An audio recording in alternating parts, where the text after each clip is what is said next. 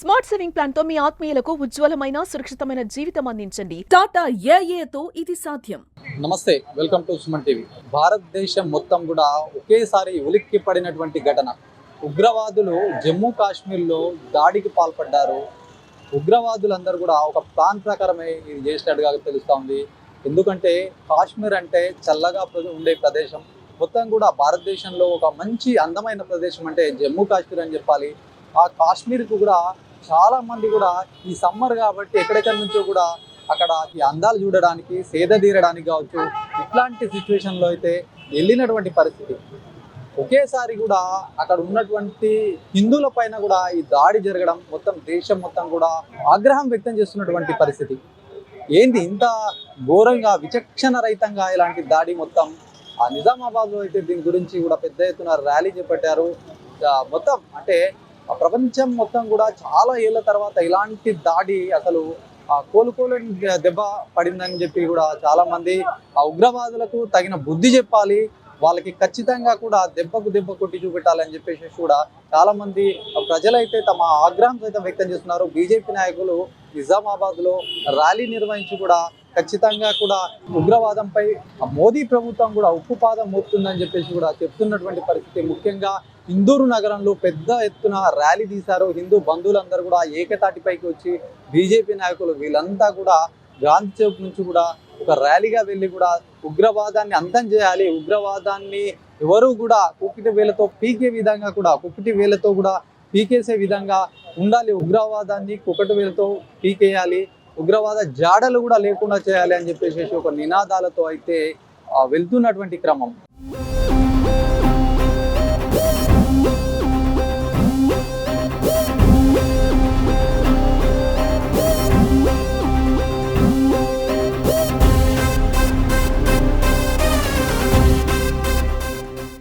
దేశంలో అతిపెద్ద దాడులు అని చెప్పొచ్చు. ఉగ్రవాదం పెట్టరేగిపోయినటువంటి పరిస్థితి. జమ్మూ కాశ్మీర్లో దాదాపు 26 మంది కూడా అసువులు బాసినటువంటి పరిస్థితి. నిజామాబాద్ లో ర్యాలీ తీశారు. మాట్లాడదాం ఒకసారి దీని గురించి. అన్నా చెప్పండి, ఏంది ఇంత పెద్ద దాడి ఇది? దాదాపు 26 మంది చనిపోవడం, చాలా మంది గాయపడడం, ఇదంతా కూడా ఎట్లా చూస్తారు? వారిని కులం అడగలే, ప్రాంతం అడగలే, డబ్బులు ఉన్నాయని అడగలే, కేవలం హిందూ అంటే చంపిరు. ఇలా ఇంతకన్నా బాధాకరమైన విషయం ఏంటి? ఇలా మాట్లాడే సెక్యులర్ అనే రాదు. ఒక్క సినిమా ఇండస్ట్రీకి సంబంధించిన ఒక్క హీరో రాలేదు ఇవాళ బయట. నేను అడుగుతున్నా, జమ్మూ కాశ్మీర్ పోయి షూటింగ్లు చేసుకుంటారా? మీకు భద్రత కావాలా? నేను కేంద్ర ప్రభుత్వం డిమాండ్ చేస్తున్నా, ఒక్క సినిమా హీరో వాడికి సెక్యూరిటీ ఇవ్వకండి. తెలుస్తుంది వీరికి అర్థమవుతుంది. ఆ రోజు అవార్డు వాపస్ ఇచ్చిన గ్యాంగ్ ఎప్పుడు పోయిందని అడుగుతున్నా. నేను ఇవాళ కమ్యూనిస్ట్ వాళ్ళని అడుగుతున్నా. కొంతమంది మీడియా మిత్రులు పెద్దగా ఎవరికో అన్యాయం జరిగిందని మొన్నటిదాకా టీవీలో డిబేట్ పెట్టిన వాళ్ళని అడుగుతున్నాను నేను. ఇవాళ ఏమైంది? ఇవాళ హిందువులను చంపుతుంటే. అందుకోసమే యోగి గారు అన్నారు, బట్టేగాతో కట్టేగా అన్నాడు. నిజంగా వాస్తవంగా ఇలా దేశంలో అదే పరిస్థితి ఉంది. హిందువులారా మేలుకోండి. నా కులం, నా ప్రాంతం, నా చుట్టం, నా ఓడు, పైసలున్నోడు అని చెప్పి మీరు ఓట్లేస్తున్నారు చూడు, దాంతో దేశంలో ఈ పరిస్థితి ఏర్పడుతుంది. కాబట్టి ఇలా అక్కడ చనిపోయిన వాళ్ళు ఎవరు కూడా 2 నెలల పెళ్ళాయి ఒక అమ్మాయి తన భర్త శవం పక్కన ఏడ్చుకుంటా కూర్చున్న సీన్ చూస్తుంటే ఏ తల్లికైనా, ఏ తండ్రికైనా, ఈ దేశంలో పుట్టిన ఎవరికైనా కానీ మనసు చలించాల్సిందే. 50 ఏళ్ళ జీవితంలో భార్యను ఎక్కడికి తీసుకెళ్ళలేని జమ్మూ కాశ్మీర్ తీసుకెళ్ళి డబ్బునంతా జమ చేసుకొని జమ్మూ కాశ్మీర్ తీసుకపోతే ఆ భార్య కళ్ళ ముందంటే భర్తను చంపుతుంటే భార్య అడిగింది, ఆయనను వదిలి నేను ఉండలేను, దయచేసి నన్ను కూడా చంపండి అంటే, లేదు మేము చంపాం, నీ మోడీకి చెప్పుకో అంటాడట వాడు. ఇంత ఉగ్రవాదాన్ని, ఇస్లామిక్ ఉగ్రవాదం అని చెప్తున్నా వీళ్ళను నేను ఇవాళ చెప్తున్నా, ఖబర్దార్. రేపు మేమంతా తిరగబడితే ఇలా మీరు రోడ్ల మీద చూస్తారు, ఒక్క కాంగ్రెస్ నాయకుడు, ఒక్క కమ్యూనిస్ట్ నాయకుడు, ఒక్క బీఆర్ఎస్ నాయకుడు ఆ రజతోత్సవాలు అనిపించుకుంటుడు, ఈడేమో ఇంకో ప్రోగ్రాంలను నిర్వహిస్తున్నాడు. ఈ దేశంలో చచ్చిపోతే మీ కాదా? ఆ బిడ్డలందరూ కూడా ఏదైనా పార్టీకి సంబంధించిన వాళ్ళ, లేకపోతే ఏదైనా రాజకీయ పార్టీ మెంబర్స్ అవ్వాలంతా? వాళ్ళు ఈ దేశ పౌరులు, హిందువులో పుట్టడమే వాళ్ళు చేసిన పాపమా, లేకపోతే మీలాంటి చీడ పురుగులు ఈ దేశంలో చేసిన పాపమా అని నేను మరొక్కసారి అడగదలుచుకుంటున్నాను. చెప్పండి, మోదీ గారు కూడా మొత్తం అంటే పర్యటన ముగించుకొని కూడా దీనిపైన వచ్చి, మరి దీనిపైన ఎట్లా చూస్తారు? మొత్తం బీజేపీ సంబంధించి కావచ్చు, మోదీ కావచ్చు, ఈ ఘటన పైన ఎట్లా చూస్తారు? ఈ రోజు ఈ దేశంలో ఉన్నటువంటి హిందువులందరూ కూడా ఆలోచించేటటువంటి సందర్భం. మొన్న ముర్షిదాబాద్లో జరిగినటువంటి సంఘటన తర్వాత నరేంద్ర మోదీ గారు ఏం చేస్తూ ఉన్నారు, అమిత్ షా గారు ఏం చేస్తూ ఉన్నారు అని అడిగినటువంటి ఆ ప్రజలు. కానీ ఆ రోజు అమిత్ షా గారు ఓటింగ్ చేసేటప్పుడు అమిత్ షా గారు గుర్తురాలేరు, నరేంద్ర మోడీ గారు గుర్తురాలేరు. ముర్షిదాబాద్ పార్లమెంట్లో బీజేపీకి 6% ఓట్లు వచ్చినాయి, కాంగ్రెస్కి 20-36% ఓట్లు వచ్చినాయి. ఏ కాంగ్రెస్ అడగలేడు. హిందువుకి ఏమైనా జరిగితే బీజేపీ వాళ్ళే. కాబట్టి ఇయ్యల్లా మనం అందరం కూడా ఏకమై మన ధర్మం కాపాడబడాలన్నా, ఈ దేశం బాగుండాలన్నా, భావితరాల భవిష్యత్తు బాగుండాలన్నా మనము మన ధర్మానికి మద్దతు ఇచ్చేవాళ్ళని, మన ధర్మాన్ని కాపాడే వాళ్ళని అటువంటి ఆలోచన చేయాలి.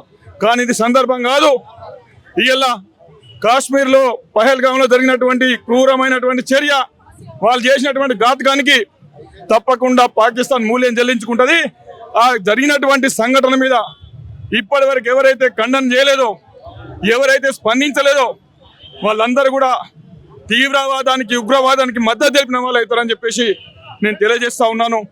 రేపు భవిష్యత్తులో ఇలా కాశ్మీర్లో జరిగింది నాకెందుకు అనుకుంటే రేపు ఇందూరులో జరుగుతుంది, రేపు హైదరాబాద్లో జరుగుతుంది, రేపు దేశం అంతా కూడా జరుగుతుంది. ఈ విషయాన్ని గుర్తుపెట్టుకోవాలా ప్రతి ఒక్కరిని తెలియజేస్తూ, ఎట్టి పరిస్థితుల్లో కూడా ఈ ఉగ్రవాదాన్ని తుదముట్టించేంత వరకు భారతదేశాన్ని సంకల్పించుకొని ముందుకెళ్తుంది. యావత్ ప్రపంచమంతా కూడా నరేంద్ర మోదీ గారు ఏమిటా మేమున్నాం, మీరు ఇస్లామిక్ ఉగ్రవాదాన్ని తుదముంచండి అని చెప్పేసి చెప్పడం జరుగుతూ ఉంది. నిన్న కాశ్మీర్లో ఉగ్రవాదులు చేసిన దాడిని నిజామాబాద్ విజయవాడ తరఫున తీవ్రంగా ఖండిస్తున్నాం. నిన్న దాడిని చూస్తే ఉగ్రవాదులు వాళ్ళ ఎట్లుంది అంటే హిందువులని మాత్రమే చంపడం జరిగింది. వాళ్ళ ఐడి కార్డులు, వాళ్ళ ప్రైవేట్ కార్డ్స్ చెక్ చేసుకుని వారు చంపడం చాలా పిరికిబంద చర్య. దీన్ని తీవ్రంగా ఖండిస్తున్నాం. ఇప్పటికైనా పాకిస్తాన్ టెర్రరిస్టులు, పాకిస్తాన్ కుక్కలు మార్పు తెచ్చుకోవాలి. ఒకవేళ భారతదేశంలో హిందువులు అనుకుంటే ఈ పాకిస్తాన్ది పట్టుకోపోతాయి. పాకిస్తాన్ ఏమనుకుంటు ఒక్క రోజు టైంలోనే మీ పాకిస్తాన్ లేపేసేంత శక్తి భారతదేశంలో హిందువులందరికీ ఉంది. కానీ ఇక్కడ నరేంద్ర మోడీ గారి నాయకత్వంలో భారతీయులందరూ శాంతియుతంగా ఉన్నారు కాబట్టి మీరు బతికిపోతున్నారు. అలాగే నిన్న జరిగినటువంటి దాడి గురించి ఇప్పటి వరకు కమ్యూనిస్టు పార్టీ కానీ, కాంగ్రెస్ పార్టీలు కానీ, ఇక్కడ ఉన్న దేశంలో ఉన్న ప్రాంతీయ పార్టీలు కానీ స్పందించలేకపోవడం సిగ్గుచేటు. అంటే మీరు ఒక మతానికి మీరు మద్దతు తెలుపుతున్నట్టుంది. అంటే హిందువులను చంపితే మాకెందుకు, మాకు కావాల్సింది ఓట్లే అన్న విధంగా మీ పద్ధతి చూస్తే ఏర్పడుతుంది. భవిష్యత్తులో హిందువులందరూ కూడా మీకు అండగా ఉండే పార్టీకే మీరు మద్దతు ఉండాలని బీజేపీ తరఫున కోరుకుంటున్నాం.